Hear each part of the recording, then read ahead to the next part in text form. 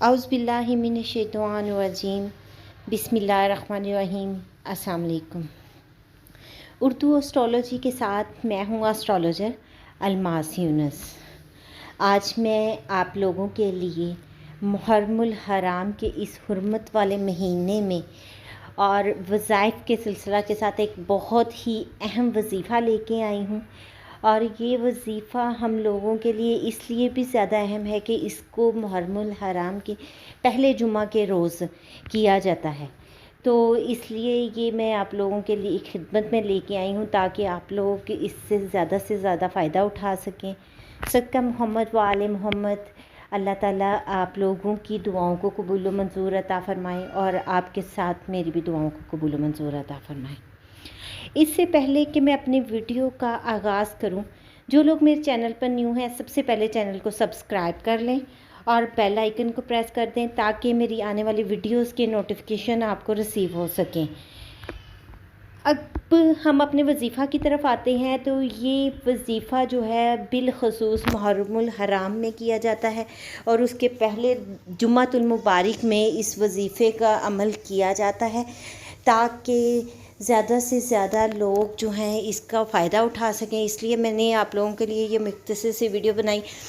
جمعۃ المبارک کا دن ویسے بھی ہم لوگوں کے لیے بہت زیادہ اہم ہے، ہماری عبادات کے لحاظ سے یہ دن بہت زیادہ ہمارے لیے ویلیو رکھتا ہے، اور نبی اکرم صلی اللہ علیہ وسلم کا فرمان ہے کہ غریب اور مسکین لوگوں کے لیے یا ضرورت مند لوگوں کے لیے جمعے کا دن عید کے دن کے برابر ہے۔ تو اس روز ہم لوگوں کو بہت زیادہ خوشیاں نصیب ہوتی ہیں کیونکہ آسمان پر فرشتے بھی اس دن خوش ہو کر عبادت میں مصروف ہوتے ہیں اور نعمتیں بانٹی جاتی ہیں۔ وظیفہ میں آپ لوگوں کو بتانے کے لیے جا رہی ہوں، اس لیے آپ لوگوں کو بہت غور کے ساتھ اس کو سننا ہے اور بالکل اسی طرح سے اس کو کرنا ہے جیسا کہ میں آپ لوگوں کے گوش گزار کر رہی ہوں۔ وظیفہ کی پہلی شرط یہ ہے کہ آپ نے 5 گانا نماز ادا کرنی ہے، یعنی کہ 5 وقت کی نماز ادا کرنی ہے، اور جمعہ کے دن آپ نے غسل کر کے صاف ستھرے کپڑے پہننے ہیں، خوشبو لگانی ہے، مسواک کرنی ہے، اور اس کے بعد ظہر کی نماز کے ساتھ آپ یہ وظیفہ کر سکتے ہیں۔ اس وظیفے کو کرنے کا طریقہ اس طرح سے ہے کہ سب سے پہلے آپ نماز ظہر ادا کریں گے، اور جمعہ کی نماز جو لوگ مرد حضرات جمعہ کا نماز ادا کریں گے، اس کے بعد آپ 2 نفل نماز ادا کریں گے، اور اس کا ثواب حضرت امام حسن رضی اللہ تعالیٰ عنہ اور حضرت امام حسین رضی اللہ تعالیٰ عنہ کی روح کو ایصال ثواب کریں گے۔ پھر نوافل پڑھنے کے بعد آپ نے 3 مرتبہ درود ابراہیمی پڑھنا ہے، اور درود پڑھنے کے بعد آپ 3 مرتبہ سورہ رحمان کی تلاوت کریں گے۔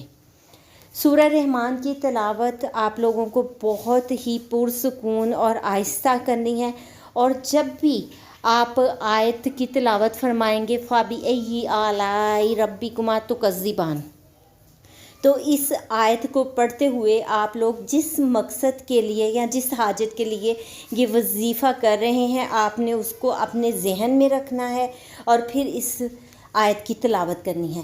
اسی طرح آپ نے 3 مرتبہ سورہ رحمان کی تلاوت کر لینی ہے، اور یہ تلاوت کرنے کے بعد آخر میں پھر آپ 3 مرتبہ درود ابراہیمی پڑھیں گے، اور پھر آپ لوگوں نے اللہ تعالیٰ سے دعا کرنی ہے، ہم جس بھی مقصد کے لیے آپ پڑھ رہے ہیں بار بار اس کی دعا کرنی ہے، اور اللہ تعالیٰ کو نبی اکرم صلی اللہ علیہ وسلم ان کی آل اولاد شہدائے کربلا کا واسطہ دیتے ہوئے ان سے دعا کرنی ہے کہ آپ کی دعا اللہ تعالیٰ قبول و منظور عطا فرمائے۔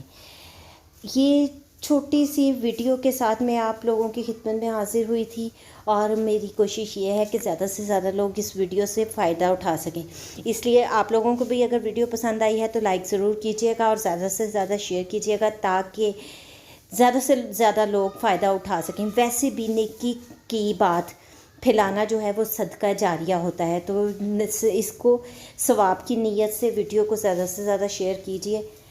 مجھے اجازت دیجیے۔ اپنا اور اپنے پیاروں کا بہت سا خیال رکھیے گا اور دعاؤں میں یاد رکھیے گا۔ اللہ تعالیٰ آپ لوگوں کی دعاؤں کو قبول و منظور عطا فرمائے اور آپ لوگوں کے لیے آسانیاں پیدا فرمائیں۔ اللہ حافظ۔